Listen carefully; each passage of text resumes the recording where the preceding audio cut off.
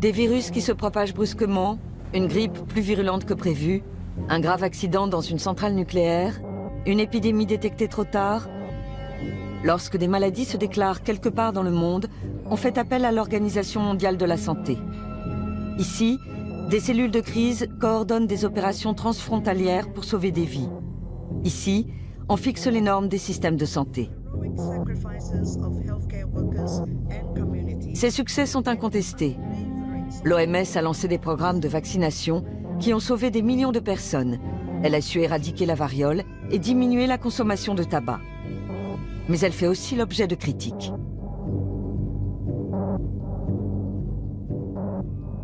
La survie de l'humanité dépend de cet organisme. On a besoin qu'il puisse fonctionner de manière optimale. Or, ce n'est pas tout à fait le cas. D'abord parce qu'il n'y a pas forcément les moyens qu'il faut, l'argent qu'il faut.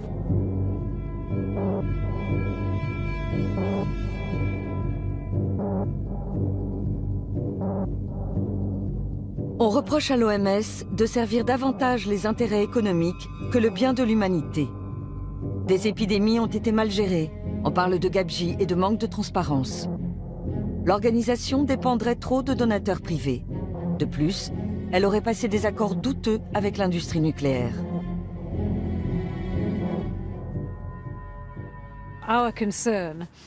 L'OMS, qui est l'autorité internationale en matière de santé, devrait être totalement indépendante de la filière nucléaire. Or, ce n'est pas le cas. L'OMS est sous-financée depuis des décennies. Mais le problème majeur, c'est qu'une grande partie des fonds dont elle dispose lui viennent d'une seule personne, Bill Gates. Si vous demandiez aux gens dans la rue, seriez-vous d'accord pour que l'OMS soit financée par une compagnie aérienne, un fabricant de nourriture industrielle ou toute autre entreprise de ce genre? Vous sentiriez-vous réellement en confiance? Ils seraient sans doute horrifiés. C'est pourtant bien ce qui se passe en ce moment. Les industriels influencent-ils les décisions de l'OMS? Un exemple récent, le glyphosate. Cet herbicide est utilisé dans le monde entier, en Europe et surtout ici, en Amérique du Sud.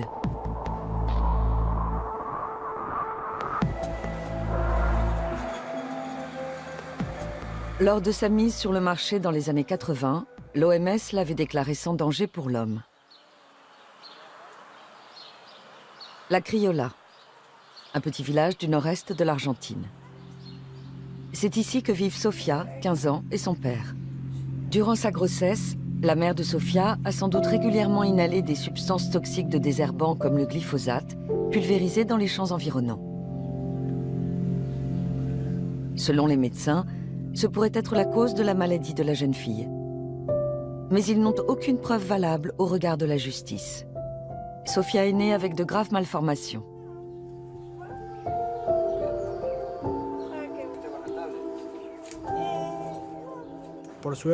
Heureusement, elle n'a encore jamais eu de problème avec le système de drainage qu'on lui a installé pour respirer.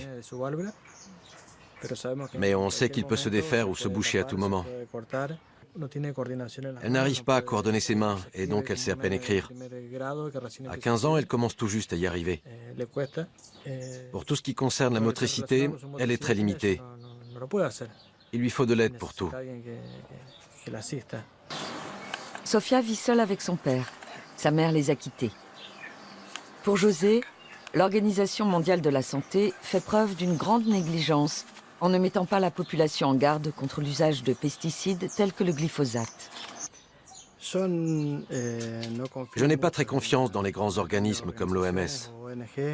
Je sais que derrière, il y a des intérêts économiques. Je ne me fie pas à ce que dit l'Organisation mondiale de la santé. Pour moi, ce n'est pas une garantie.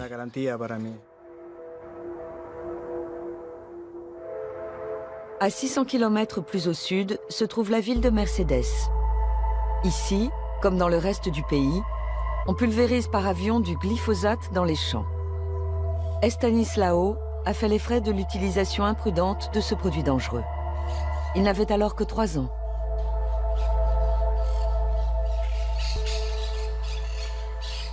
Je me baignais dans la piscine quand un avion est passé au-dessus de moi et m'a aspergée. Quelques mois plus tard, j'ai dû aller chez le docteur. On a fait une radio et après il a dit que je devais aller tout de suite à l'hôpital. Je ne sais plus comment ça s'appelle, mais c'était une maladie très grave.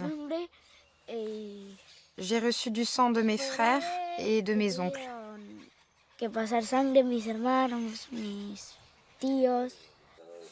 Estanislao a failli mourir d'une leucémie. Ses parents sont convaincus que c'est une conséquence directe de son exposition trop forte au glyphosate. Mais ils ne peuvent pas le prouver. Aujourd'hui, Estanislao a l'air en bonne santé. Seulement voilà, on continue à utiliser du glyphosate tout autour de la maison. On vend le glyphosate comme si c'était du caramel. Tout le monde peut en acheter 20 ou 30 litres. N'importe quelle entreprise agricole peut s'en procurer. Et personne ne vous demandera ce que vous voulez en faire. L'OMS pourrait informer des risques du glyphosate ou proposer des directives internationales sur son usage. Mais elle ne le fait pas. Resistencia, une ville du nord-est de l'Argentine. C'est ici que le biochimiste Horacio Lucero mène des recherches sur le sujet. Il a été l'un des premiers à démontrer le lien entre les mystérieuses maladies et l'herbicide.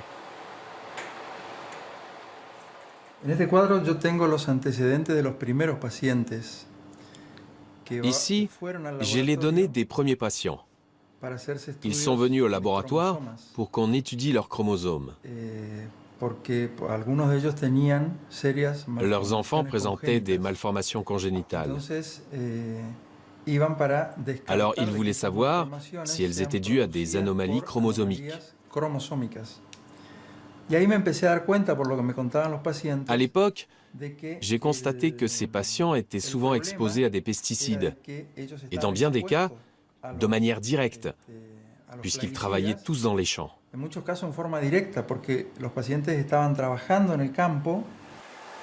Le chercheur était sans cesse confronté à des phénomènes inexplicables. Des jeunes femmes qui faisaient plusieurs fausses couches de suite, des enfants qui venaient au monde sans jambes ou avec des malformations de la tête. Quant au manque d'intérêt de l'OMS pour ces questions, il a une explication toute simple. Les organismes de ce type sont fortement soumis aux pressions de l'industrie. Ceci explique cela. Ils ne s'expriment publiquement sur un problème que lorsque les preuves sont vraiment accablantes et que les études sur le sujet sont si nombreuses qu'ils ne peuvent plus garder le silence. Sans quoi, ce serait le scandale. Le glyphosate ne concerne pas seulement les Sud-Américains. En Europe aussi, il est utilisé abondamment. Le Bund, Association de protection de l'environnement à Berlin. Heike Moldenhauer, directrice du service de génie génétique, travaille sur le glyphosate depuis les années 90.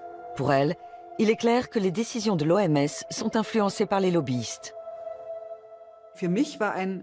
On a eu un très bon exemple de l'influence des industriels sur l'OMS en 1994, soit 2 ans avant la mise sur le marché de soja génétiquement modifié et tolérant au glyphosate.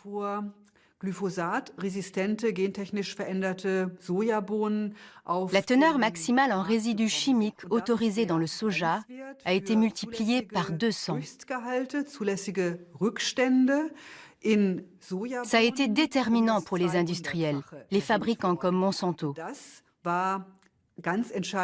Parce que ça signifiait qu'on pouvait désormais pulvériser du glyphosate sans limite et commercialiser du soja avec une forte teneur en résidus.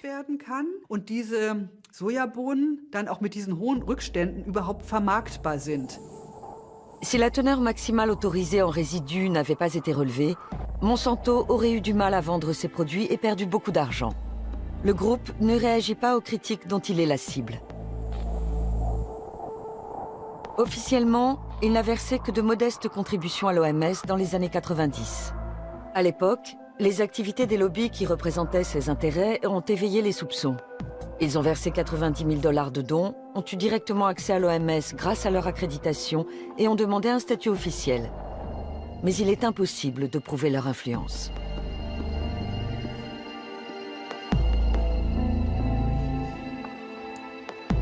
Bien souvent, on ne peut que supposer la pression que certaines entreprises exercent sur les choix de l'OMS. Quand des entreprises, dont l'objectif est évidemment de réaliser des profits, de vendre des marchandises, pèsent sur les décisions de l'OMS, ça crée une porte d'entrée. Et là, il faut tirer la sonnette d'alarme. Mais cette influence peut aussi s'exercer indirectement, par le biais des gouvernements qui défendent les intérêts de sociétés domiciliées sur leur territoire. En septembre 2016, il apparaît clairement que les responsables politiques font pression sur l'OMS et ses commissions pour soutenir leurs économies nationales. Aux États-Unis, un membre du Congrès dénonce le financement de l'Agence de recherche sur le cancer par les autorités sanitaires américaines. Malgré les controverses, les démentis et les incohérences, l'Agence pour le cancer reçoit une aide substantielle provenant de l'argent des contribuables. Pourquoi cette critique? Parce qu'un an plus tôt, l'Agence pour le cancer de l'OMS a classé le glyphosate comme potentiellement cancérigène. L'Organisation mondiale pour la santé est basée en Suisse, à Genève. Elle compte 194 États membres et plus de 7000 collaborateurs dans le monde.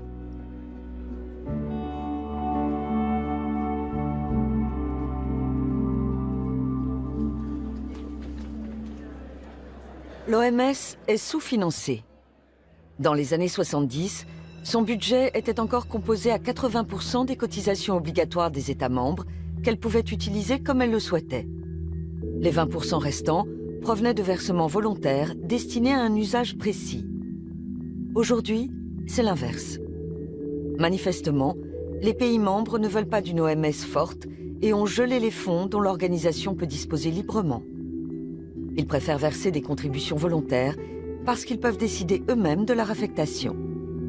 Les organisations non gouvernementales pointent du doigt ce problème depuis longtemps. Pour Jörg Schaber, spécialiste de l'industrie pharmaceutique, les dons compromettent l'indépendance de l'OMS. Ce sont des versements volontaires qui proviennent essentiellement d'États, mais aussi souvent d'institutions privées, comme la Fondation Gates, et de l'industrie pharmaceutique. Et à nos yeux, c'est très problématique, parce que les États, les fondations et surtout les groupes pharmaceutiques ont leur propre agenda. Ils suivent leurs propres objectifs. Ils influencent, voire manipulent les choix de l'Organisation mondiale de la santé.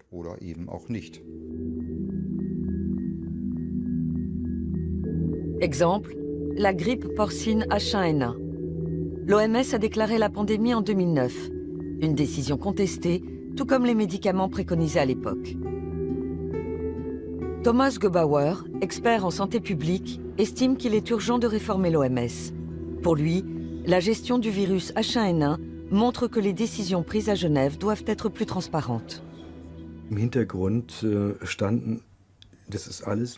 En coulisses, comme on a pu le prouver par la suite, certaines personnes ont pesé sur cette décision, fait entendre leur voix, et c'étaient des salariés d'entreprises privées. On peut donc légitimement se demander si des groupes d'intérêt ne sont pas intervenus. Voilà pourquoi l'Organisation mondiale de la santé est elle-même convaincue qu'elle doit trouver le moyen d'écarter ces groupes d'intérêt. Selon l'OMS, une campagne d'information indépendante a été mise en place après la grippe H1N1. L'organisation n'a peut-être pas communiqué de manière optimale, mais elle n'a pas commis d'erreur sur le fond. Et depuis, elle tâche bel et bien d'être plus transparente. Malgré tout, pour de nombreux observateurs, ce n'est pas suffisant. Durant l'épidémie de grippe H1N1, les laboratoires pharmaceutiques ont gagné des milliards d'euros. Et ils en profitent encore aujourd'hui. L'oseltamivir, connu sous la marque Tamiflu, est l'un des médicaments qui ont été recommandés à l'époque. Il figure toujours sur la liste des médicaments essentiels de l'OMS. Le fabricant Roche affirme, données à l'appui, que s'il est pris à temps, le Tamiflu est un remède efficace pour le traitement et la prévention de la grippe. Pourtant, beaucoup d'experts le jugent sans effet.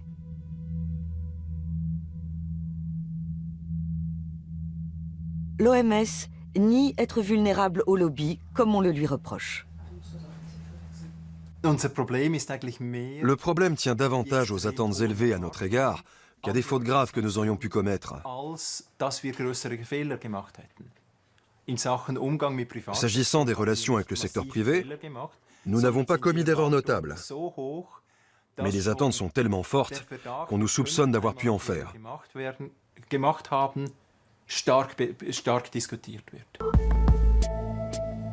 En matière de glyphosate, les attentes vis-à-vis de l'OMS n'ont rien d'excessif. Beaucoup demandent juste un positionnement clair. Comme Corinne Lepage, ancienne ministre de l'Environnement. Elle se bat depuis des années contre l'utilisation du glyphosate, souvent vendu sous la marque Roundup. En France, le Roundup est le premier polluant de nos rivières. Il se retrouve en quantité importante dans les poissons et même dans le corps des gens, puisque vous avez vu qu'il y a une analyse qui a été faite de députés européens qui ont du glyphosate dans leur corps à je ne sais combien de fois la dose maximale autorisée pour l'eau potable. 48 députés européens se sont soumis à un test d'urine. Chez certains, la concentration en glyphosate était 25 à 35 fois supérieure au seuil toléré dans l'eau potable. Si en Europe, on n'a pas décelé de maladies comme en Amérique du Sud, on trouve pourtant des résidus du pesticide presque partout, dans la viande, dans le miel et même dans la bière.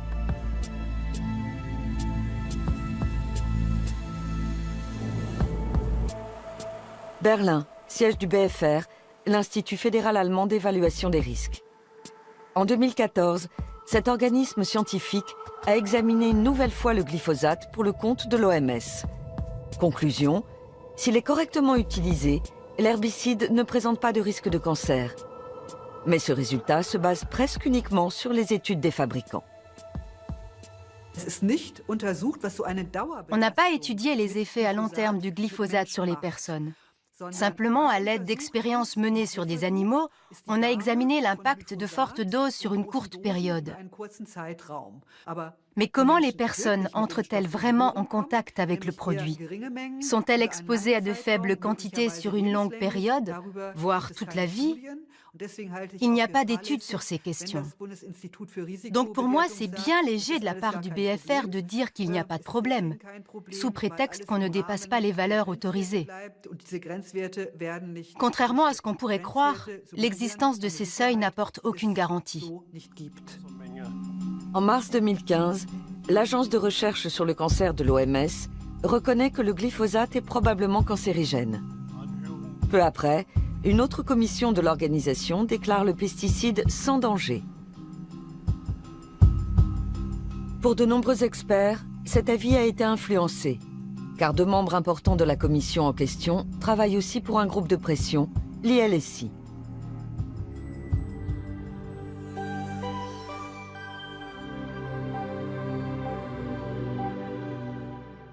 Quelques jours après la publication de l'avis, le journal anglais The Guardian révèle que l'ILSI a reçu plus d'1 million de dollars de Monsanto et d'un lobby. L'OMS dément avoir subi des pressions. On ne souhaite pas nous en dire plus sur le glyphosate. D'une manière générale, on ne pense pas que le secteur privé impose trop fortement ses intérêts. Nous ne pouvons pas faire n'importe quoi avec n'importe qui. Nous ne l'avons jamais fait et nous ne le ferons jamais. Mais nous ne pouvons pas non plus nous isoler totalement. Il faut rester pragmatique et trouver le moyen de bien nous protéger tout en étant efficace. Malheureusement, il arrive souvent que certains acteurs cherchent à nous pousser vers un extrême ou un autre. Mais même si l'OMS parvient à se protéger de l'influence des donateurs, le problème du sous-financement subsiste. La crise d'Ebola a montré quelles pouvaient en être les conséquences.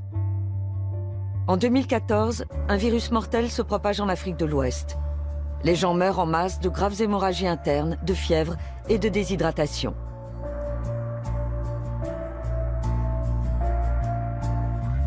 Tancred Stoeb, de Médecins sans frontières, était alors en mission en Sierra Leone. En juin, notre association a déclaré que le virus Ebola était hors de contrôle. Mais il a fallu attendre jusqu'en août pour que l'OMS fasse le même constat. Au début, l'OMS nous a reproché de semer la panique, de tirer la sonnette d'alarme pour quelque chose qui n'était pas si grave que ça. Pendant des mois, Médecins sans frontières a organisé l'aide d'urgence et envoyé jusqu'à 4500 collaborateurs sur le terrain. Mais de nombreuses vies auraient sûrement pu être sauvées si la communauté internationale et surtout l'OMS avaient réagi plus tôt. Ebola a fait plus de 11 000 morts.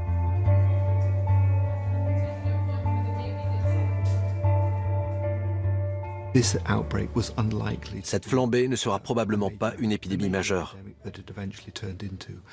C'est bien ce que nous avons dit et nous nous sommes trompés. Le plus important maintenant est de voir où et pourquoi et de prendre les mesures nécessaires pour corriger les failles. Mais je voudrais ajouter une chose. À l'OMS, nous avons analysé ce qui s'était passé avec Ebola et nous avons reconnu avoir fait des erreurs. L'essentiel dans l'élaboration d'un nouveau plan d'urgence, c'est que nous ayons appris de ces erreurs et que nous sachions ce que nous pouvons améliorer.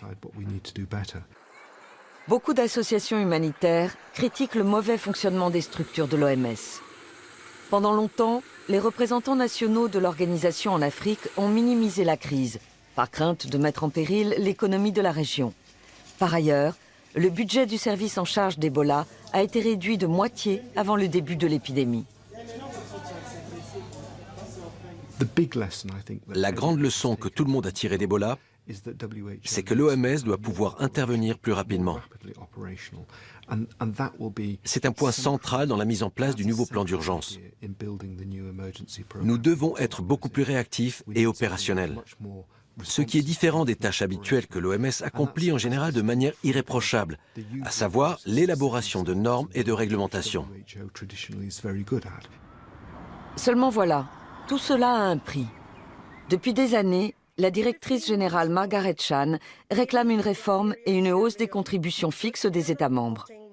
Après la catastrophe d'Ebola, le budget du service de crise a été augmenté.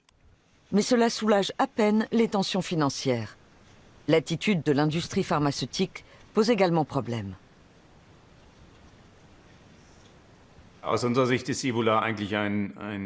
Ebola est un exemple très révélateur de toutes ces maladies connues depuis longtemps mais qui ne sont pas étudiées.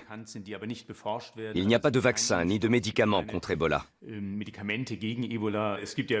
Il existe au moins une douzaine de maladies tropicales négligées, comme on les appelle. Certaines sont célèbres, comme la tuberculose, contre laquelle on n'a créé pratiquement aucun nouveau médicament depuis des décennies. L'une des explications est que ça touche souvent des populations pauvres, qui vivent bien loin de tout marché lucratif. Ce qui n'incite pas les laboratoires pharmaceutiques à entreprendre des recherches pour trouver des remèdes. Tous les jours, la tuberculose tue plus de 4 900 personnes dans le monde. Elle refait aussi son apparition en Occident.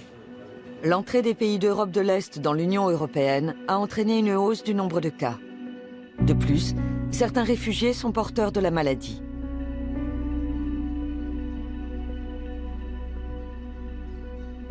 Hôpital de Borstel, dans le Schleswig-Holstein. Aujourd'hui, le professeur Christoph Lange soigne un patient africain. La tuberculose est une maladie de pauvres qui sévit surtout là où les conditions d'hygiène sont mauvaises.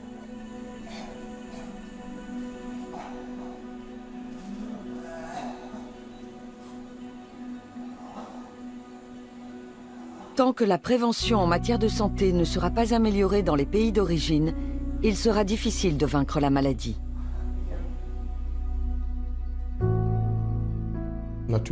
Bien sûr, nous souhaiterions éradiquer la tuberculose. Mais vu la situation migratoire actuelle, ce n'est pas possible. L'OMS serait bien inspirée de faire un peu moins de clientélisme pour les pays riches qui sont moins touchés.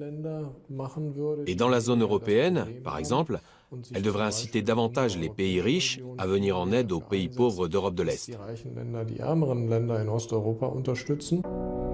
En 2014, l'OMS a lancé la campagne End TB. L'un des objectifs est d'éradiquer la tuberculose dans les pays riches, qui sont les moins touchés. Selon certains experts, comme Christophe Lange, c'est une mauvaise idée. L'organisation devrait plutôt se concentrer sur les pays pauvres, où le problème est autrement plus grave. On ne nous accorde une interview que par Skype. Mario Raviglione, directeur du département Halte à la tuberculose, ne comprend pas cette critique.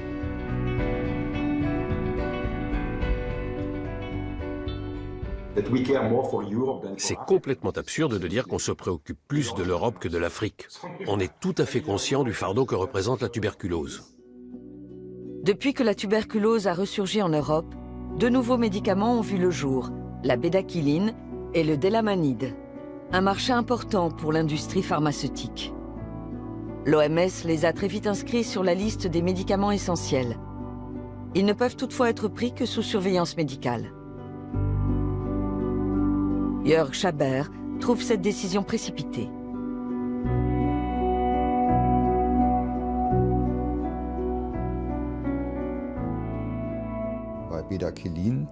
L'étude qui a été réalisée pour autoriser la bédaquiline a conduit à la conclusion suivante. Dans le groupe qui a pris le médicament, un plus grand nombre de patients a été débarrassé de la tuberculose. Mais il y a eu plus de morts que chez les personnes qui ne l'ont pas pris. En ce qui concerne le délamanide, on ne sait pas encore très bien s'il est vraiment efficace. Autrement dit, s'il permet de sauver davantage de malades. Même le fabricant de bédaquiline signale un taux de décès plus élevé dans le groupe traité et indique que ce médicament ne doit être pris qu'en dernier recours et sous étroite surveillance. Le fabricant de délamanide affirme, lui, que son produit réduit la mortalité s'il est bien utilisé. L'OMS recommande-t-elle 2 médicaments à l'efficacité douteuse? Mario Raviglione est favorable à leur prescription. Selon lui, il n'y a pas d'alternative.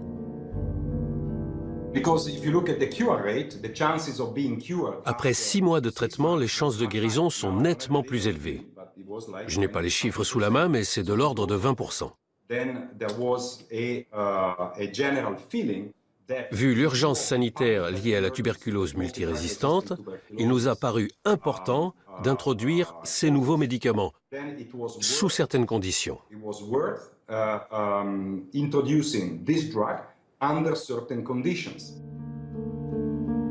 Mario Raviglione a défendu l'idée d'inscrire la bédaquiline sur la liste de l'OMS en avançant cet argument. Le fabricant de bédaquiline a fait don d'environ 30 millions de dollars de médicaments. Davantage de patients peuvent ainsi en bénéficier. Peu après leur introduction, la bédaquiline et le délamanide ont posé des problèmes. Une première résistance est apparue. Le cas a été publié en 2015 dans 2 prestigieuses revues spécialisées. C'est la première fois que j'entends parler d'une résistance à la bédaquiline et au délamanide. Ceux qui disent ça parlent de choses auxquelles ils ne comprennent rien. Peu après l'interview, un revirement surprenant se produit. Nous envoyons les articles à Mario Raviglione, qui nous répond « Il n'y a aucune raison de mettre en doute les résultats des laboratoires allemands et suisses cités dans les 2 articles. »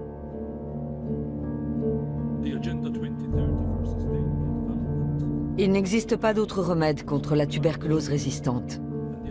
Mais est-il possible de prendre une décision autonome quand un groupe pharmaceutique donne pour 30 millions de dollars de médicaments et qu'ensuite, la fondation de ce même groupe fait des dons en nature d'une valeur de 10 millions de dollars? Tant que l'OMS dépendra des donations, des contributions volontaires d'entreprises privées, et en particulier de groupes pharmaceutiques, il lui sera difficile de prendre des positions claires et d'agir fermement. Or, c'est absolument indispensable, parce que de nombreuses maladies dans le monde peuvent être évitées. Il serait donc primordial qu'elle soit une structure indépendante. L'université Queen Mary de Londres. C'est dans ces lieux que David McCoy effectue des recherches. En tant que médecin, il a notamment travaillé 15 ans en Afrique du Sud et est considéré comme un expert du système de santé publique. Ces dernières années, nous avons vu que l'OMS était de moins en moins contrôlée par l'Assemblée mondiale de la santé et les gouvernements qui en sont pourtant responsables. Et de plus en plus asservie à une poignée de donateurs privés, dont la Fondation Gates. Depuis l'an 2000, Bill Gates et sa femme œuvrent au sein de l'une des plus grandes institutions privées pour le bien commun. La Bill and Melinda Gates Foundation, qui a versé plus de 2 milliards de dollars à l'OMS depuis la fin des années 90. La fondation s'engage dans le monde entier pour le traitement et l'éradication de maladies. Elle investit dans des soins médicaux et lutte contre la malnutrition des enfants. L'une de ses priorités est d'éliminer la polio en fournissant vaccins et médicaments au plus grand nombre de personnes possible.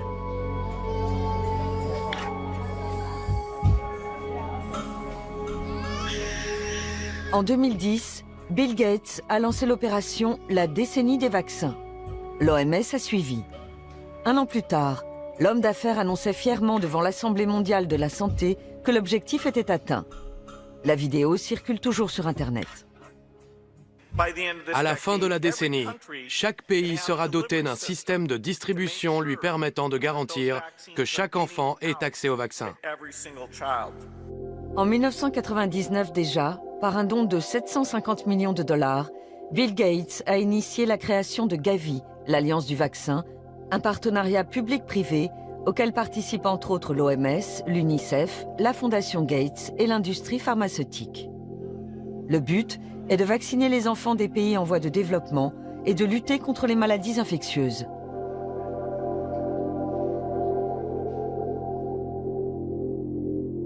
Après les États-Unis, la Fondation Gates et la Grande-Bretagne, Gavi est au 4e rang parmi les donateurs de l'OMS.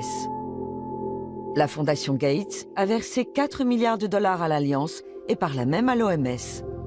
2 patrons de grands groupes pharmaceutiques siègent au conseil d'administration de Gavi.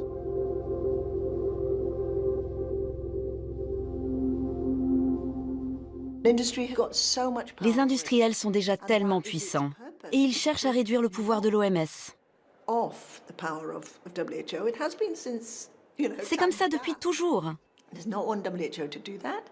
Ils veulent être là quand l'OMS prend les décisions. Leur objectif ultime est d'être considérés comme des partenaires.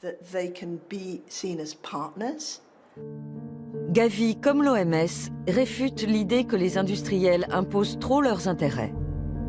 Les deux organisations affirment prendre leurs décisions en toute transparence et en toute indépendance.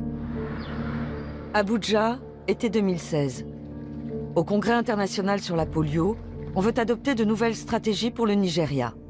En 1988, l'OMS a mis en place un programme en vue d'éradiquer cette maladie. À l'époque, on recensait 350 000 cas dans le monde, contre seulement 74 en 2015. Un succès éclatant.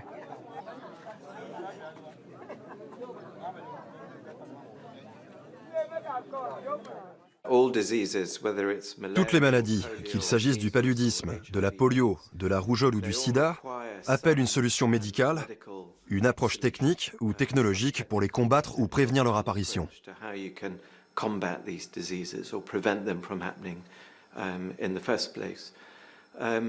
Mais il est tout aussi important de savoir que presque toutes ces maladies trouvent leurs racines dans les conditions de vie sociale, économique et environnementale.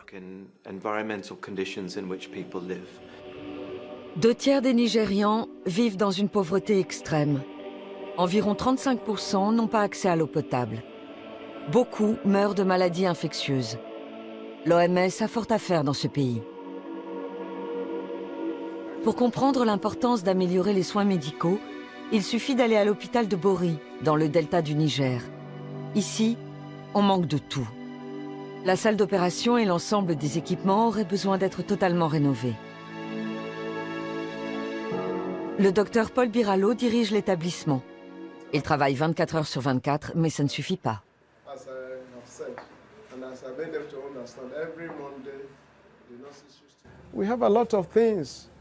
Nous enregistrons beaucoup de décès. C'est directement lié à la pauvreté et à la dévastation de l'environnement. Nous sommes confrontés à des maladies de peau et à des troubles gastro-intestinaux qui se manifestent sous toutes les formes. Et puis, il y a le problème de la malnutrition. La plupart des enfants meurent de faim parce que leurs parents sont dans la misère. Au centre de soins de l'OMS de la capitale Abuja, on vaccine des enfants tous les jours. L'organisation s'est engagée à poursuivre plusieurs objectifs à long terme. Mais pour le moment, elle consacre plus d'argent aux campagnes d'éradication de la polio qu'à la construction d'infrastructures médicales.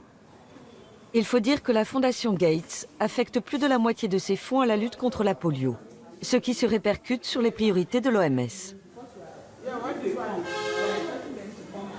Le programme de lutte contre la polio a effectivement pour but d'éradiquer le virus. Il ne vise pas à construire un système de santé. En même temps, je dirais que le personnel contribue largement aux objectifs d'immunisation et de santé publique. Mais la priorité n'est pas de créer des infrastructures sanitaires, c'est vrai. L'accent étant mis sur les campagnes de vaccination, il reste moins de moyens pour d'autres actions. Avec une eau propre et une alimentation suffisante, on pourrait pourtant sauver plus de vies sur le long terme. Les Gates se veulent ouverts et larges d'esprit. Mais ils sont fermés aux critiques des journalistes. Pendant des mois, nous essayons d'obtenir une interview. Après de nombreuses demandes, leurs collaborateurs nous proposent un échange par Skype. Ils savent qu'on leur reproche de trop se concentrer sur les campagnes de vaccination.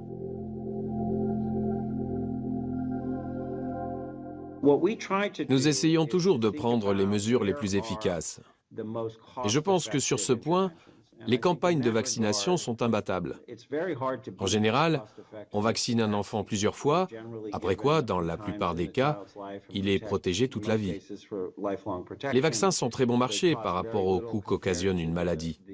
En termes de rentabilité, ils sont tout simplement irremplaçables. Bien sûr, il reste encore beaucoup de chantiers. Et même si nous sommes une grande fondation, nous ne pouvons pas tout faire. Nous investissons dans de nombreux domaines, en particulier dans la santé, mais aussi dans le développement agricole, la microfinance, l'approvisionnement en eau et l'hygiène. Mais ces mesures ne semblent pas porter leurs fruits. Chaque jour dans le monde, plus de 2000 enfants meurent de diarrhée, bien souvent dû à un manque d'hygiène. Selon les détracteurs, on se focalise trop sur quelques maladies contre lesquelles il existe des médicaments ou des vaccins.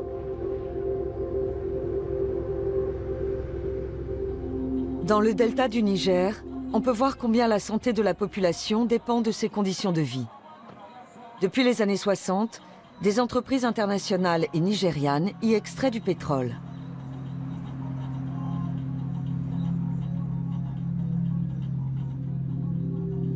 Brûler des rejets de gaz inexploitables a des conséquences dramatiques.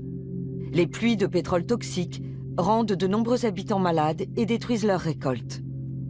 En 2011, le Programme environnemental des Nations Unies a établi que seule une vaste opération de nettoyage pourrait redonner vie à la région.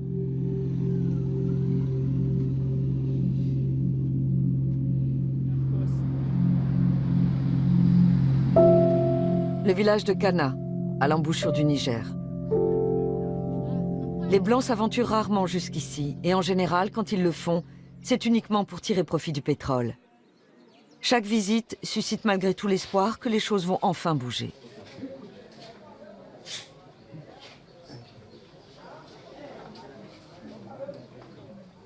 Nous n'avons rien. Nous souffrons. Le pétrole pollue l'eau. Et quand on la boit, on tombe malade. Ici, beaucoup de gens ont des problèmes de santé. J'en ai enterré plus d'un. À Kana, personne n'a jamais entendu parler de l'Organisation mondiale de la santé, ni de la Fondation Gates. Pendant longtemps, les habitants du delta du Niger ont vécu de la pêche et de l'agriculture. L'extraction de pétrole a détruit leurs moyens de subsistance. Alors aujourd'hui, presque tous les villageois se mettent en marche pour nous montrer la pollution de la région.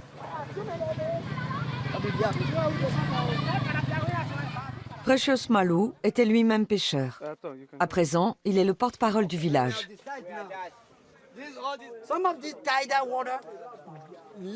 Ce cours d'eau est relié à nos sources d'eau potable. Il pollue notre eau. On est bien obligé de la boire parce qu'on n'a pas d'autre approvisionnement ni de système de traitement. Et toute cette eau contaminée se retrouve dans notre estomac. À la saison des pluies, la majeure partie du pétrole est emportée. Mais on en trouve toujours des traces. C'est du pétrole.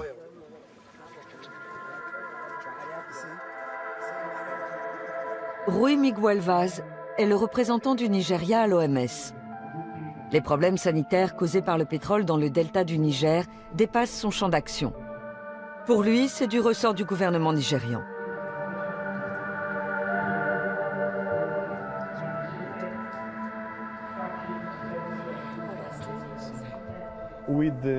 Avec les moyens dont nous disposons, nous ne pouvons pas tout faire. Nous devons fixer les priorités. Notre mission principale était de faire reculer la polio dans ce pays. Le grand souci de nombreux habitants du delta est de ne pas mourir de faim. Or, le poisson et les crustacés périssent à cause du pétrole. Certains pipelines fuient et contaminent la région. Selon les compagnies pétrolières, la pollution est surtout due au vol et au sabotage. Elles promettent néanmoins de réparer les dégâts ou prétendent l'avoir déjà fait. Amnesty International et la population locale démentent. On ne sait pas ce qu'on va devenir. Pour ceux d'entre nous qui sont encore en vie, qu'est-ce qui va se passer? On s'en remet à la grâce de Dieu et aux bienfaiteurs qui entendront peut-être notre histoire.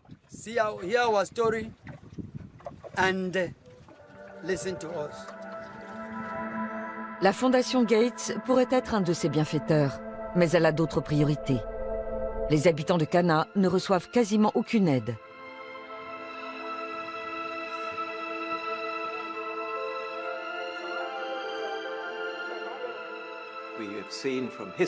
L'histoire nous a montré que la santé publique s'était améliorée avant tout grâce au progrès social, au renforcement de la démocratie et de l'équité économique. S'il y a bien une chose qui ferait avancer la santé dans le monde, ce serait une redistribution des richesses. Ce n'est visiblement pas la préoccupation de la Bill and Melinda Gates Foundation. Au contraire, elle gagne de l'argent avec des entreprises qui sont soupçonnées de détériorer les conditions de vie de nombreuses personnes. Dans sa déclaration d'impôt, la Fondation doit indiquer comment elle place ses fonds. Bill et Melinda Gates en sont les administrateurs. Le politologue Thomas Kuchenmeister a regardé ces investissements de plus près.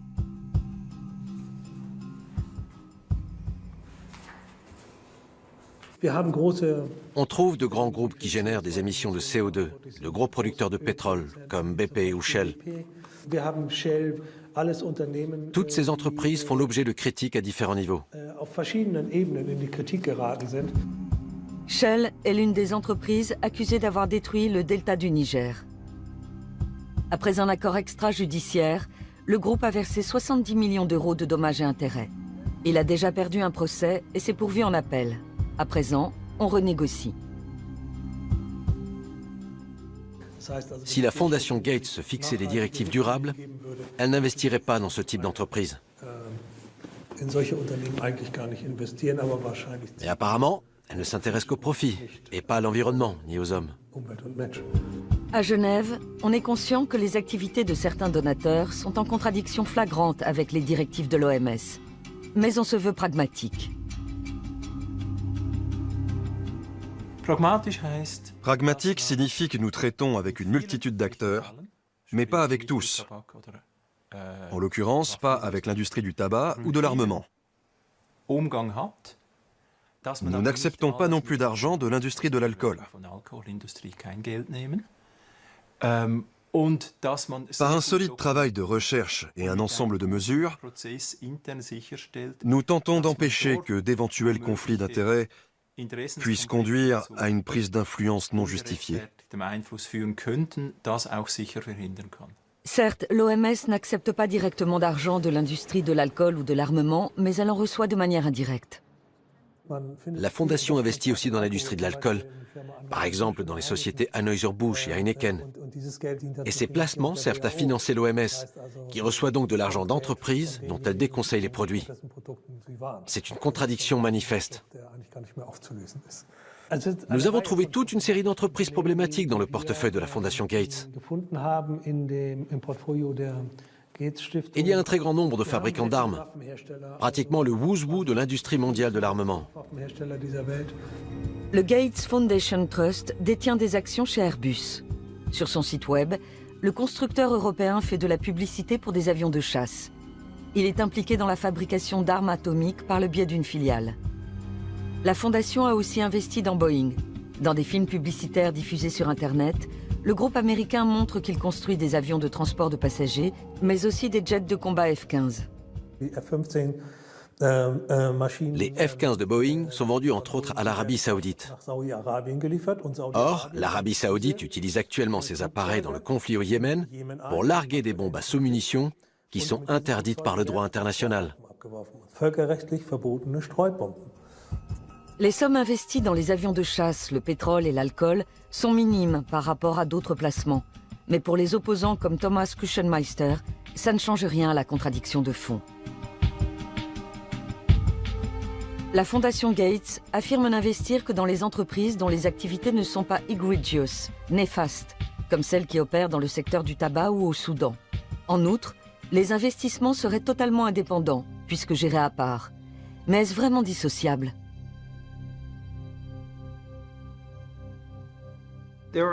Il existe deux entités distinctes. La Bill and Melinda Gates Foundation, l'association de bienfaisance dans laquelle je dirige le programme de développement mondial, et le Bill and Melinda Gates Trust qui gère les investissements.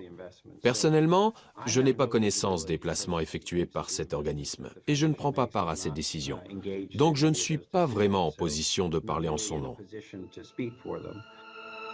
Après l'interview, nous demandons à nouveau pourquoi le Trust investit dans des entreprises d'armement et des compagnies pétrolières. Mais nous n'obtenons pas de réponse. Nous sollicitons aussi l'avis de l'OMS. On nous informe par écrit qu'une évaluation des risques est en cours pour empêcher une prise d'influence inappropriée. Selon nos interlocuteurs, un financement provenant de la Gates Foundation ne serait pas problématique. En janvier 2016, plus de 30 ONG du monde entier se réunissent à Genève pour réclamer plus de transparence et d'indépendance de la part de l'OMS. Elles craignent que l'influence de l'industrie devienne encore plus forte.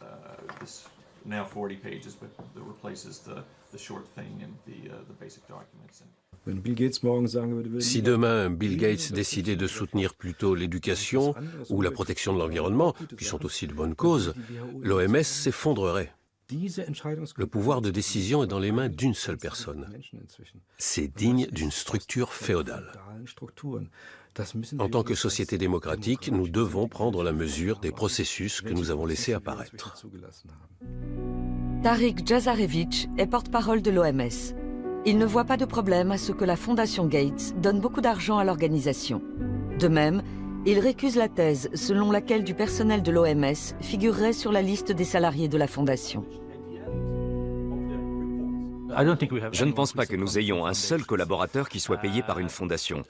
À partir d'un certain niveau de responsabilité, tous les employés doivent faire une déclaration de conflit d'intérêts. KM Gopakumar a des preuves qui contredisent les déclarations du porte-parole. Il a découvert récemment un échange de mails internes dont il ressort qu'un haut responsable de l'OMS est payé directement par la Fondation Gates.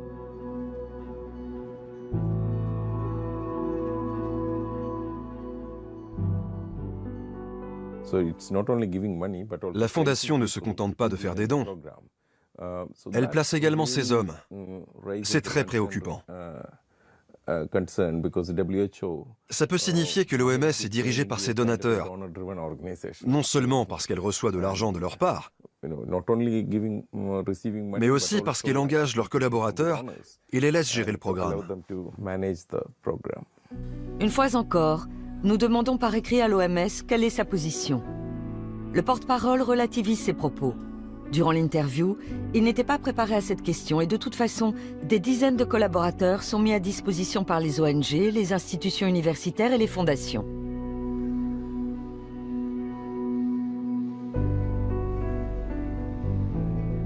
James Love a ses entrées dans la politique genevoise et dispose de nombreuses informations internes. Lui aussi voit d'un œil critique l'évolution de l'OMS.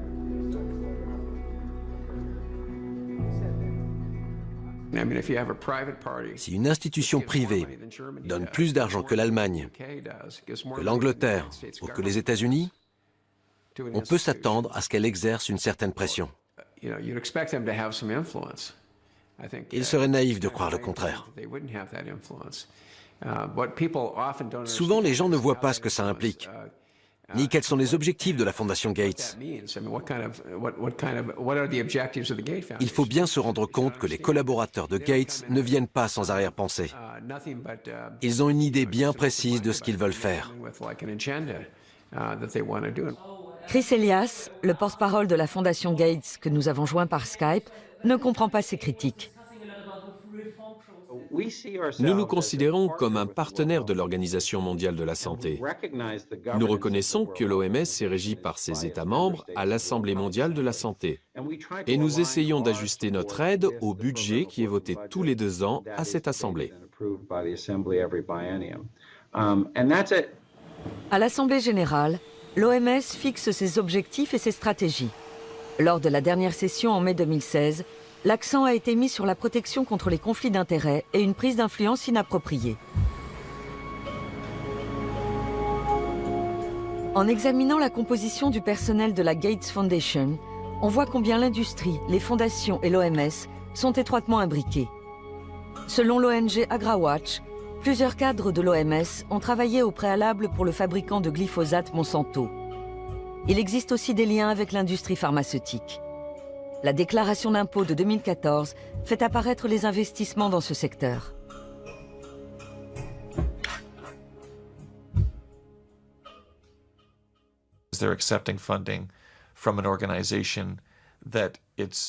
L'OMS accepte de l'argent d'une fondation dont les finances dépendent du succès de l'industrie agroalimentaire et pharmaceutique.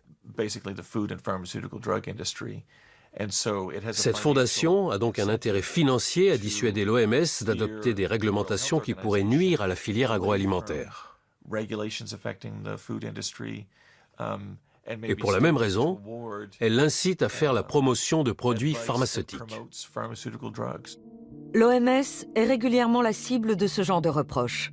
On dénonce l'influence du secteur privé, mais aussi de certains États membres.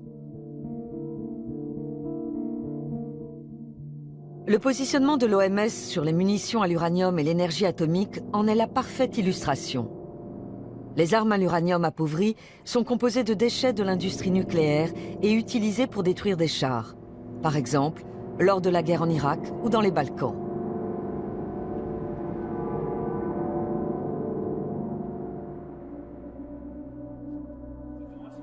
Alex Rosen, porte-parole de l'Association internationale des médecins pour la prévention de la guerre nucléaire, a étudié les risques liés à ces armes.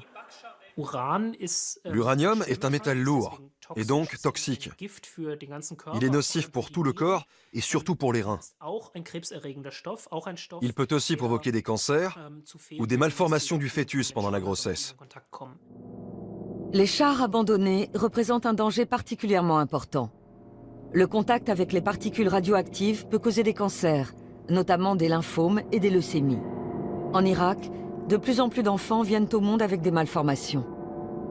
Les scientifiques y voient un lien avec les munitions à l'uranium appauvri.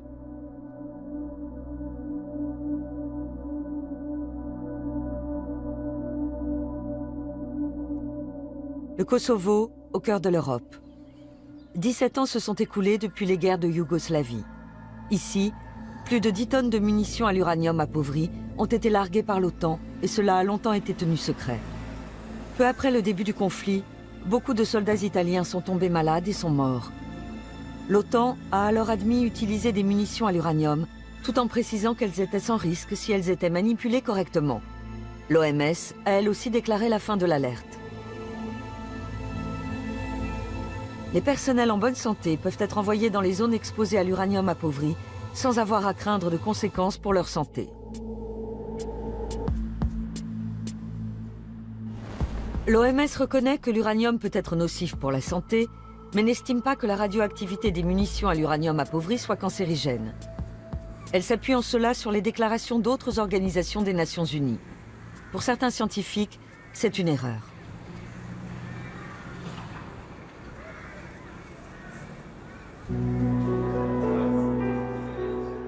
Kees Beverstock est de cela. Nous le rencontrons à Berlin lors d'un congrès sur les dangers du nucléaire. Pendant plus de 10 ans, il a dirigé le programme de radioprotection de l'OMS. Aujourd'hui, il informe sur les risques de la radioactivité.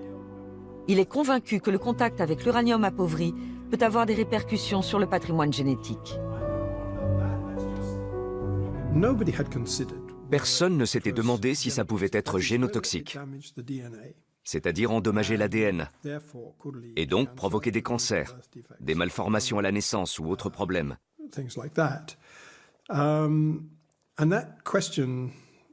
Il fallait absolument tirer cette affaire au clair. Alors j'ai décidé de réaliser une étude avec quelques collègues. L'OMS a refusé de la publier.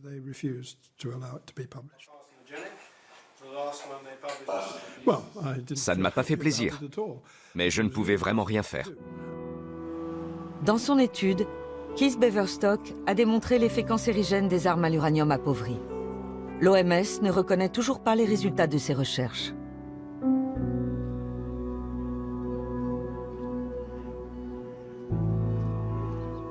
Des études scientifiques indépendantes sont absolument nécessaires. Nos confrères en Serbie et au Kosovo nous signalent régulièrement une hausse sensible des cas de cancer et d'autres maladies dans les régions exposées aux radiations. Des soldats français aussi sont tombés malades à leur retour du Kosovo. Comme Ludovic Akariès, mort peu de temps après. Son père, Alain, tente de surmonter son deuil. Mais il revient sans cesse aux nombreux documents qu'il collecte depuis des années sur l'impact des armes à l'uranium appauvri.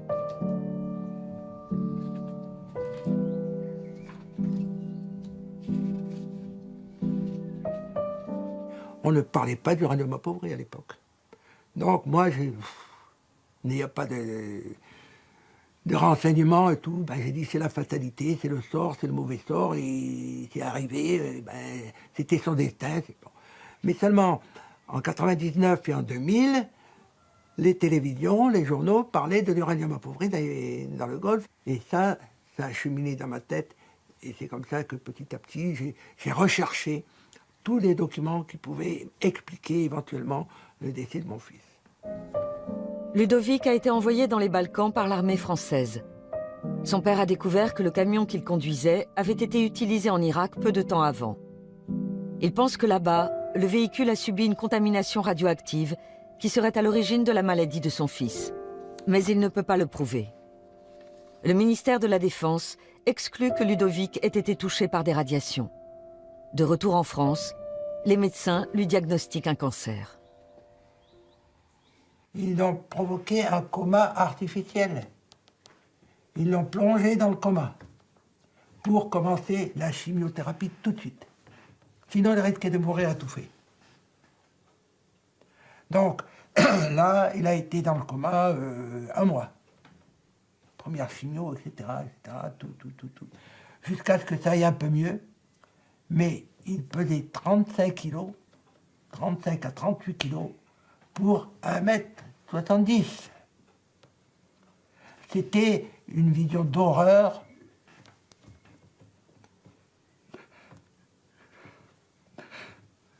Comme les images qu'on a pu voir à la libération des camps de prisonniers nazis. C'était un squelette. Il ne tenait plus debout.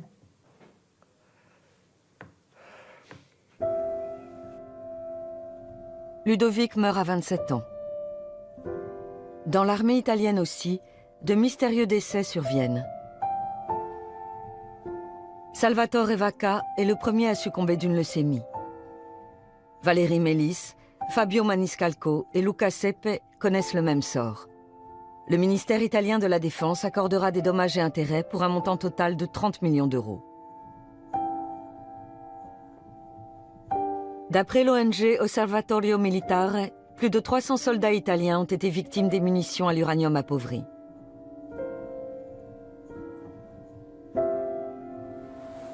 Des troupes allemandes étaient également stationnées dans les Balkans. Officiellement, aucun soldat allemand n'a subi de dommages du fait d'armes à l'uranium. Alain attaque l'OTAN en justice. Il a abandonné l'espoir d'une prise de position de l'OMS. L'OMS, plus ou moins, je dirais en otage, parce que l'OMS n'est pas libre de dire... Les responsables de l'OMS qui le déclarent, on les vire. Même à l'OMS, qui est pourtant l'Organisation mondiale de la santé, qui donc est responsable au premier rang, au premier titre de la santé des populations mondiales, n'est pas libre de dire ce qu'elle veut dire, et ce qu'elle pourrait dire et ce qu'elle devrait dire. Lors de l'Assemblée plénière des Nations Unies en 2008, l'OMS a remis en cause l'existence d'un lien entre la mort des soldats et l'utilisation d'armes à l'uranium appauvri. Elle a promis une nouvelle étude qui n'est toujours pas parue à ce jour.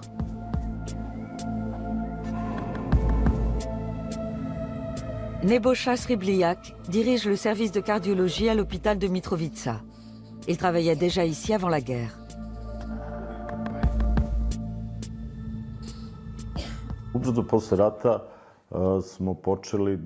À la fin de la guerre, nous avons constaté une hausse inquiétante du nombre de décès par cancer du poumon. Ce qui était intéressant pour nous sur le plan scientifique, c'est que les patients étaient beaucoup plus jeunes qu'avant la guerre. Jusque-là, les personnes qui déclaraient la maladie étaient en général plus âgées. C'est ce qui nous a incités à entreprendre d'autres recherches. En analysant les résultats, nous avons découvert que la majorité des patients avaient souvent séjourné dans les zones contaminées avant de tomber malades. Le médecin a relevé un doublement du nombre de cancers depuis 1990 dans la région de Mitrovica. Selon d'autres experts, ces études ne sont pas probantes.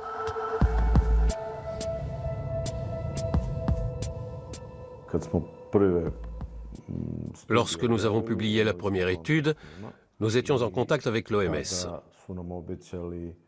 Nous nous attendions à ce qu'elle nous soutienne dans nos travaux. À l'époque, j'ai proposé que l'OMS, qui est une organisation très puissante, tente de résoudre ce problème. J'ai eu droit à des promesses, mais je n'ai jamais obtenu de véritable réponse.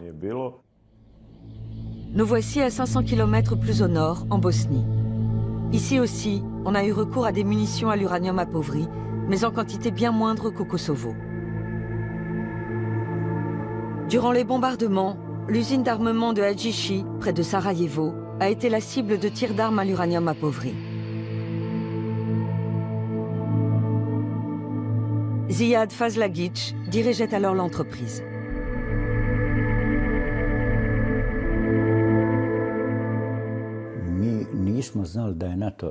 Nous ne savions pas que l'OTAN avait utilisé de l'uranium appauvri lors de ses attaques. Au cours des travaux de déblaiement, les ouvriers ont même joué avec les munitions. Ça faisait de jolies étincelles quand ils les jetaient.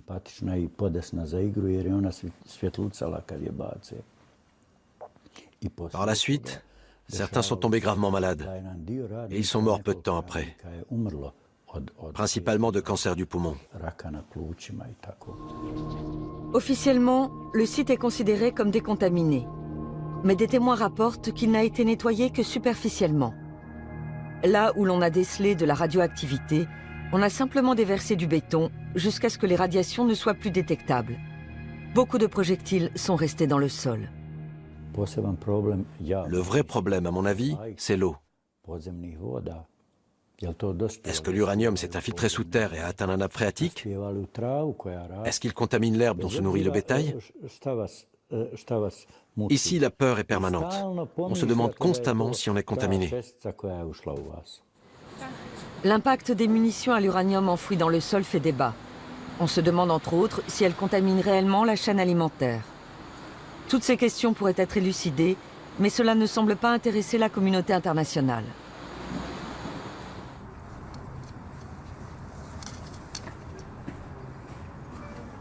Nous avons rendez-vous au bureau de l'OMS à Sarajevo. On ne souhaite pas s'exprimer sur les conséquences sanitaires des armes à l'uranium appauvri et on renvoie la balle dans le camp des dirigeants nationaux.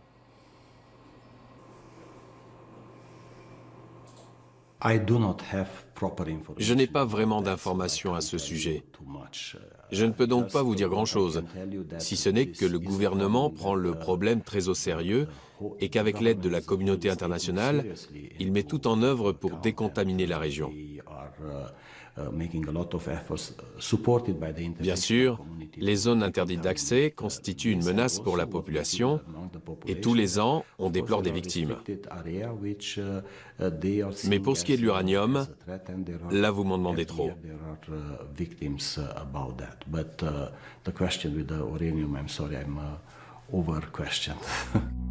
Le représentant du pays suit la ligne officielle de l'OMS. Manifestement, l'uranium appauvri est un sujet qui fâche. Tous les 2 ans, l'Assemblée générale des Nations unies adopte une résolution sur l'interdiction des armes à l'uranium. Lors du dernier vote en 2014, la Grande-Bretagne, les États-Unis, Israël et la France étaient contre. L'Allemagne s'est abstenue pour la première fois. Pourtant, depuis la guerre en Irak, les scientifiques attirent l'attention sur les dommages sanitaires causés par les munitions à l'uranium appauvri. On estime que les troupes britanniques et américaines en ont déversé 30 tonnes dans la région. Depuis, le nombre de cancers et de malformations y a augmenté de façon anormale.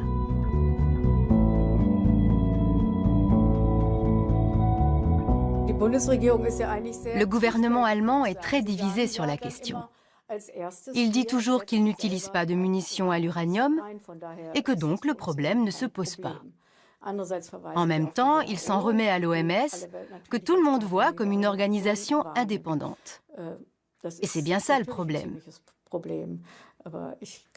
Tout ce que je peux dire, c'est que tant que l'OMS agira de concert avec l'OTAN et les pays occidentaux les plus influents qui utilisent ces armes, il faudra rester en alerte. Au siège genevois, les requêtes concernant les munitions à l'uranium appauvri ne sont pas autorisées. Pendant des mois, nous demandons une entrevue avec la directrice générale, Margaret Chan, en vain. Nous échangeons plus de 30 mails avant d'obtenir une interview avec des attachés de presse et des experts.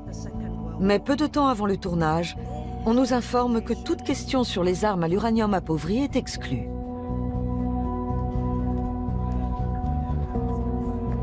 Même quand nous demandons quel est le budget pour l'étude de l'impact sanitaire de la radioactivité, le porte-parole Gregory Hartel ne répond pas.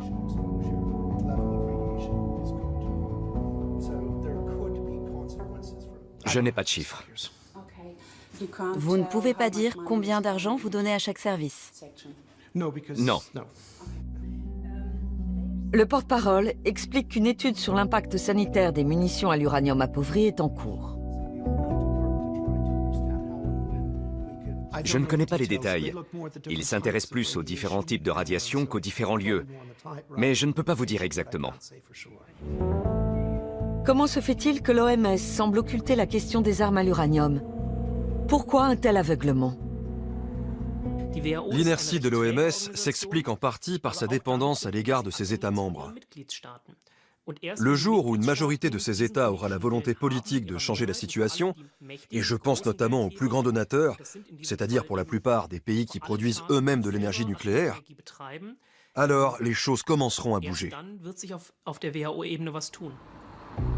La majorité des États membres riches a fait le choix du nucléaire et a donc intérêt à minimiser les effets de la radioactivité. En outre, un accord passé entre l'OMS et l'Agence internationale de l'énergie atomique, l'AIEA, est pointé du doigt.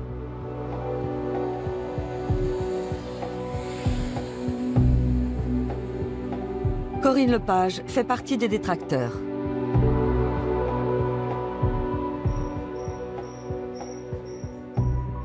C'est une convention qui interdit à l'Organisation mondiale de la santé de parler ou de s'intéresser aux effets potentiels du nucléaire, qu'il soit civil ou militaire, sans avoir obtenu le feu vert préalable de l'AIEA.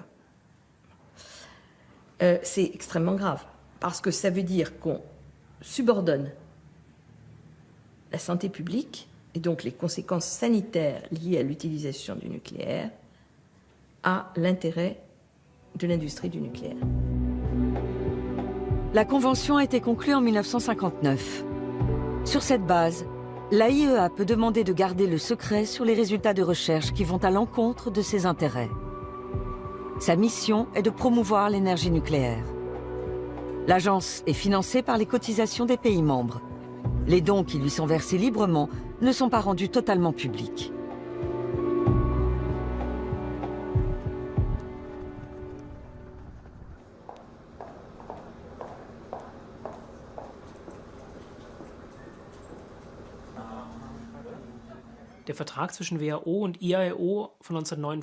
L'accord passé en 1959 entre l'AIEA et l'OMS est un accord tout à fait classique, comme il en existe entre toutes les organisations des Nations Unies.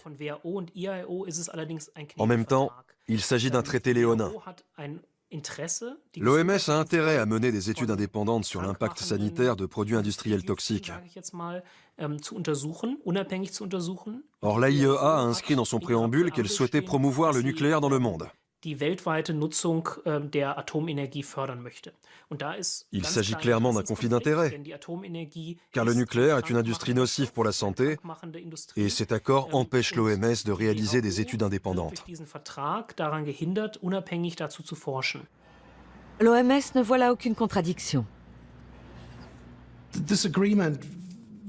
Cet accord est vraiment d'un autre temps. Il n'a plus aucune signification. Nous assistons aux réunions importantes des uns et des autres. Par exemple, l'AIEA cherche à rendre les centrales nucléaires plus sûres. Et de toute évidence, plus elles sont sûres, moins elles sont susceptibles de menacer la santé publique. Donc c'est intéressant pour nous. En revanche, nous évaluons seuls les conséquences sanitaires des radiations. En 2011 déjà, les Verts allemands ont appelé leur gouvernement à exiger de l'Assemblée de l'OMS qu'elle mette fin à la convention avec l'AIEA. La demande a été rejetée, au motif qu'il existe déjà de nombreux accords de ce type. Mais pour Sylvia Kottinghull, députée au Bundestag, cette convention n'est pas le seul problème.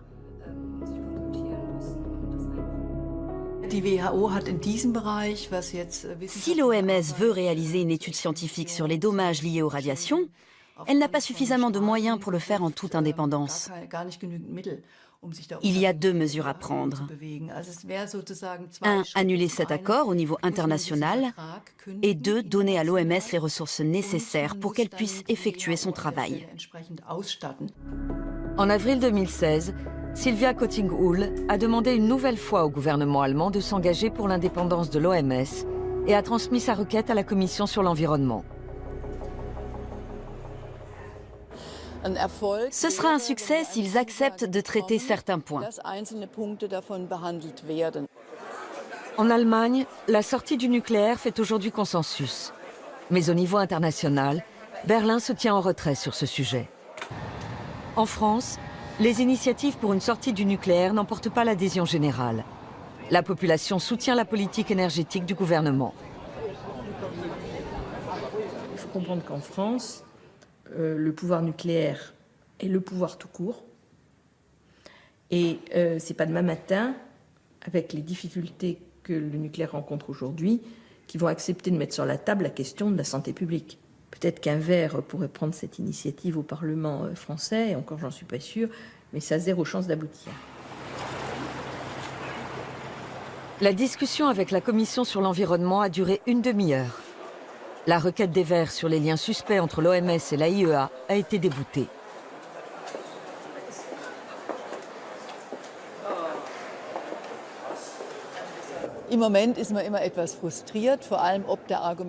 Sur le moment, on est toujours un peu frustré. Le ministère de l'Environnement a rejeté notre demande en arguant que l'accord entre l'OMS et l'AIEA était bon et juste. Je me dis que c'est aberrant, mais au fond, ça en vaut la peine. Je repense toujours au dossier sur la sortie du nucléaire. Ça a commencé exactement de la même façon.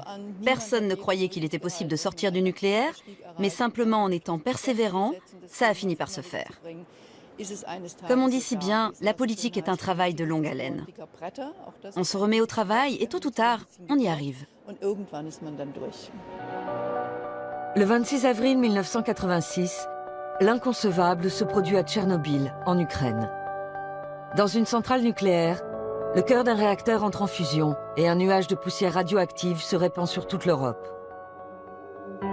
30 ans ont passé depuis la catastrophe. Et pourtant, l'homme et la nature en subissent toujours les conséquences. À l'époque, Anatoly Kolyadin habitait avec sa famille à Pripyat, à seulement 4 km du réacteur. Aujourd'hui, il fait visiter le site aux touristes et leur raconte comment tout cela est arrivé. Il retourne régulièrement dans son ancien appartement. Anatoly travaillait dans le réacteur, y compris le jour de l'accident. Il ne savait pas à quel point c'était dangereux.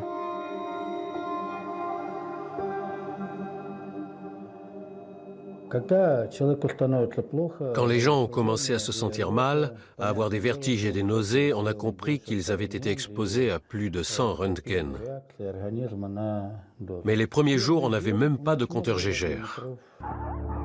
La population n'a pas été informée des dangers des radiations. Les évacuations en masse n'ont commencé qu'une semaine après l'explosion. Aujourd'hui, Anatoly est inapte au travail. Mais il a eu de la chance, il a survécu. Beaucoup de ses amis et collègues sont morts. Il y a toutefois de vives polémiques sur le nombre de victimes et les méthodes de comptage.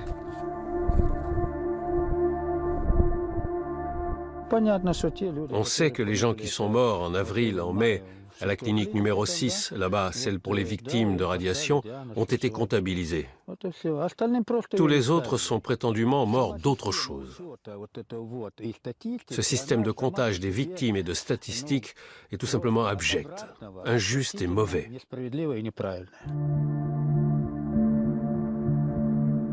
Les affirmations d'Anatoly sont confirmées par de nombreux scientifiques.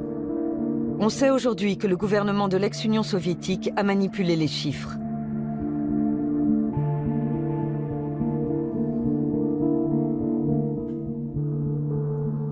Une école maternelle abandonnée, à quelques kilomètres du réacteur. Ici, l'étendue de la catastrophe est toujours perceptible. Certains affirment que le nombre de victimes a été minoré par l'URSS, mais aussi par l'OMS. D'après nos dernières informations, plus de 11 000 personnes sont atteintes d'un cancer de la thyroïde. Mais nous ne sommes pas vraiment sûrs que ces 11 000 cas ont tous un lien avec Tchernobyl.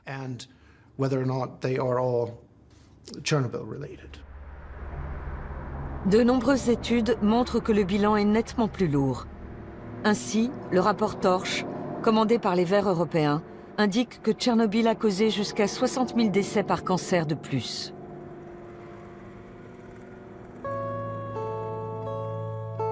Cet hôpital pour enfants, situé à quelques kilomètres de Kiev, accueille la 3e génération de victimes de l'accident nucléaire. Des enfants qui n'étaient même pas nés à l'époque. La plupart souffrent de cancer de la thyroïde.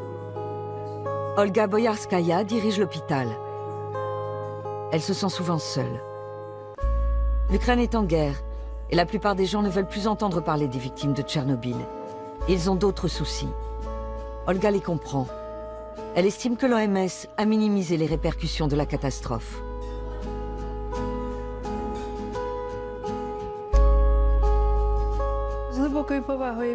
J'ai beaucoup de respect pour l'OMS. Mais si les membres de cette organisation venaient passer 5 ans ici, alors la situation changerait. Natalia Borovic veut faire examiner sa fille Alina. Elle-même avait 8 ans lorsque le réacteur a explosé. Elle n'a quitté la région que 5 ans après l'accident. Entre-temps, elle a dû se faire retirer la thyroïde.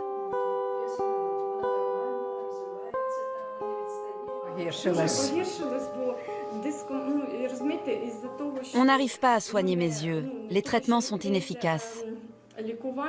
Mon œil ne tient pas en place. J'ai constamment l'impression que tout le monde me regarde, me montre du doigt.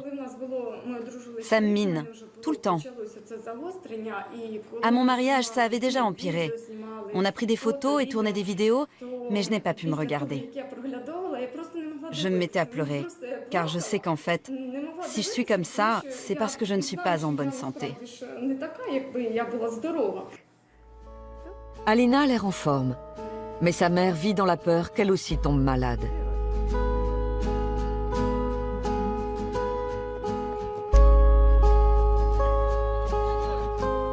30 ans après le désastre, beaucoup de denrées alimentaires sont toujours irradiées dans les environs de Tchernobyl. En Ukraine et en Biélorussie, 5 millions de personnes vivent sur un sol contaminé.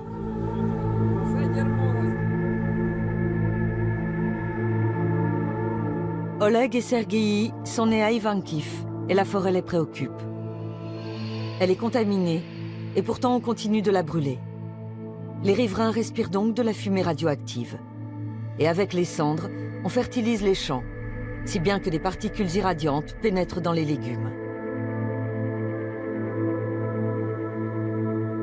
Les gens deviennent imprudents.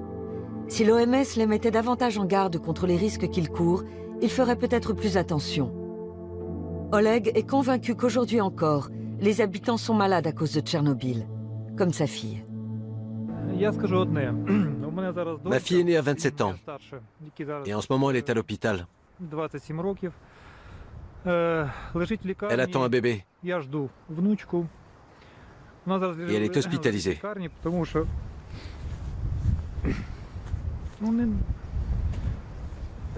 Parce qu'elle risque de le perdre.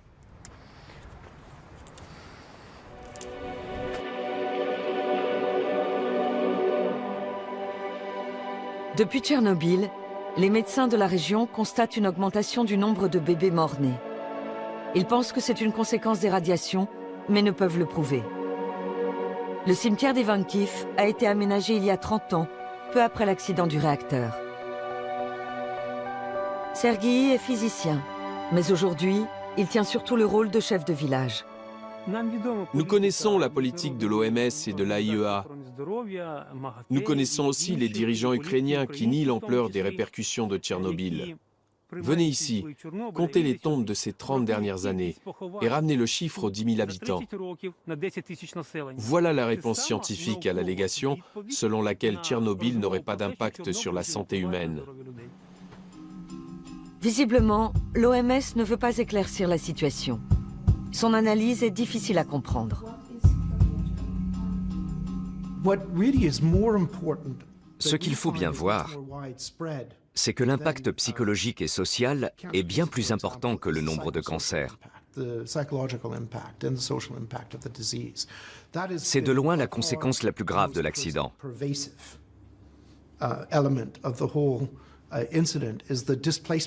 Les gens ont été déplacés et ils ont souffert des changements sociaux et économiques liés à la catastrophe, parce qu'ils ont dû partir de chez eux et que leur vie a été détruite économiquement. Et puis le fait de ne pas savoir si on est tombé malade à cause de Tchernobyl, c'est quelque chose qui peut vous ronger. La catastrophe a évidemment des répercussions psychologiques, mais cela n'explique pas le nombre colossal de cancers.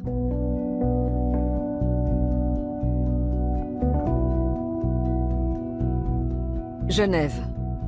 Une fois encore, des membres de l'ONG Independent WHO manifestent devant l'entrée principale de l'OMS. La sociologue Alison Katz a travaillé 18 ans pour l'organisation genevoise. En 2017, ça fera 10 ans qu'on manifeste ici, tous les jours ouvrés, de 8h à 18h. Alison Katz en est persuadée. On ne peut pas croire aux déclarations de l'OMS sur Fukushima et Tchernobyl. Les conséquences sanitaires de Tchernobyl ou d'autres activités nucléaires, qu'elles soient militaires ou industrielles, ne sont pas connues de l'opinion publique, parce qu'elles ont été dissimulées par les plus hautes instances institutionnelles et internationales. La raison en est que toute information sur les effets négatifs de ces activités constitue une menace importante pour l'industrie nucléaire. L'OMS devrait agir en toute indépendance. C'est l'autorité internationale en matière de santé et elle devrait être totalement indépendante de la filière nucléaire. Or, ce n'est pas le cas. En 2003, le Forum des Nations Unies sur Tchernobyl, organisé par l'AIEA et l'OMS, a suscité de grands espoirs. On attendait des éclaircissements. Les opposants déplorent qu'à l'époque, comme aujourd'hui, aucun travail scientifique n'ait été réalisé sérieusement et que les conséquences de la catastrophe nucléaire aient été minimisées. Les données brutes sont là. Mais l'objectif est, si possible, de refermer le dossier de Tchernobyl et de tourner la page, pour que l'industrie nucléaire ne pâtisse plus de cette tare. Car c'est une grosse tare. On aurait pu tirer des enseignements, y compris l'OMS, des nombreuses erreurs qui ont été commises pendant et après l'accident. Mais apparemment, c'est l'inverse qui s'est produit. Japon, mars 2011. Les 3 réacteurs de la centrale atomique de Fukushima entrent en fusion après un violent séisme.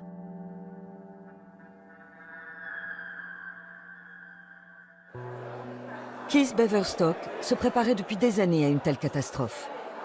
Fort des expériences de Tchernobyl, le scientifique avait prévu des mesures d'urgence et des plans d'évacuation. En vain.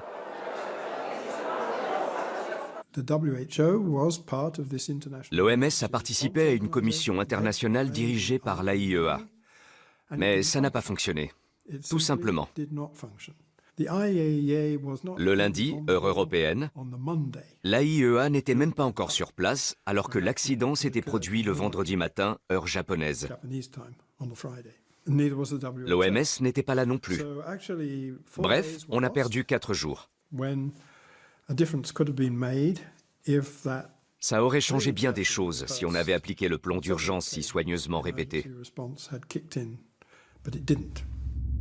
Le plan élaboré avec Keith Beverstock prévoyait d'abord d'effectuer des mesures indépendantes de la radioactivité.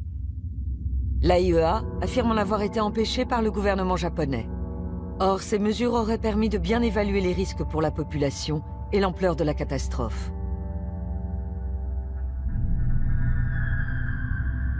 En principe, l'OMS devrait diligenter sans plus attendre des études indépendantes, puisqu'elle est censée agir pour la santé de tous et rester scientifiquement neutre et irréprochable.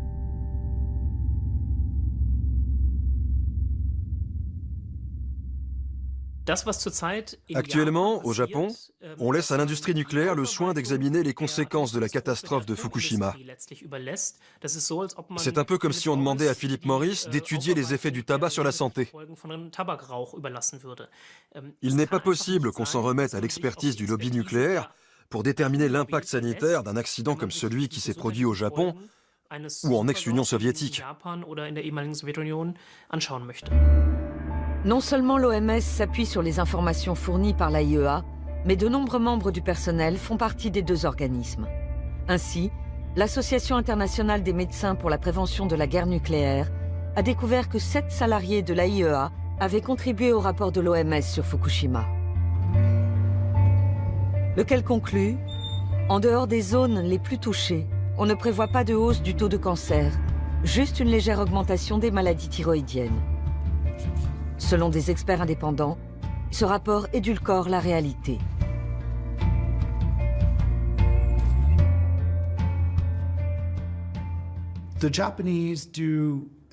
Les Japonais réalisent énormément de dépistage et ils ont décelé beaucoup de cancers de la thyroïde.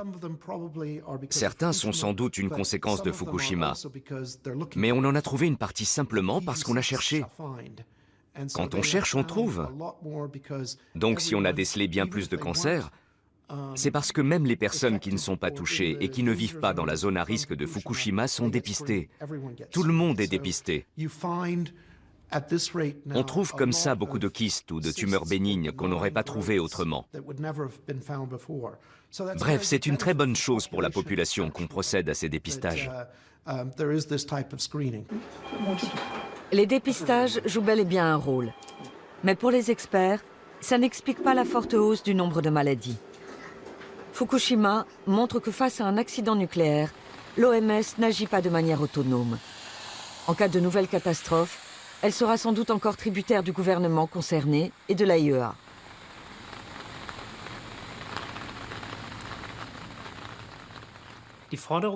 Dans une situation comme celle de Fukushima, nous demandons clairement à l'OMS de remplir son rôle d'instance indépendante et d'étudier l'impact sanitaire de la catastrophe en toute neutralité, sans subir de pression de l'industrie nucléaire qui est responsable de ce qui est arrivé. En matière de nucléaire, les choses ne sont pas près de changer à l'OMS. Mais il existe des projets de réforme dans d'autres domaines. Les catastrophes comme Ebola devront être gérées plus efficacement et les dons utilisés de manière plus transparente. En outre, les salaires du personnel ne devront plus être payés par des institutions privées. Reste à savoir si cela suffira à endiguer l'influence des industriels. L'OMS pourrait plafonner le montant des contributions qu'elle reçoit de chacun de ses donateurs, pour éviter qu'un seul d'entre eux ait trop d'influence. Il me paraît essentiel de reconnaître l'importance et la nécessité d'une organisation qui s'occupe de la santé dans le monde et des problèmes transnationaux. Tout ça ne peut être géré qu'à une échelle internationale. Donc on a absolument besoin d'un organisme comme l'OMS. Nous avons besoin d'une OMS qui serve réellement l'intérêt public. Mais l'OMS n'est toujours pas parvenue à imposer une hausse des contributions obligatoires à ses membres. Il est donc peu probable qu'à l'avenir, elle puisse être vraiment indépendante.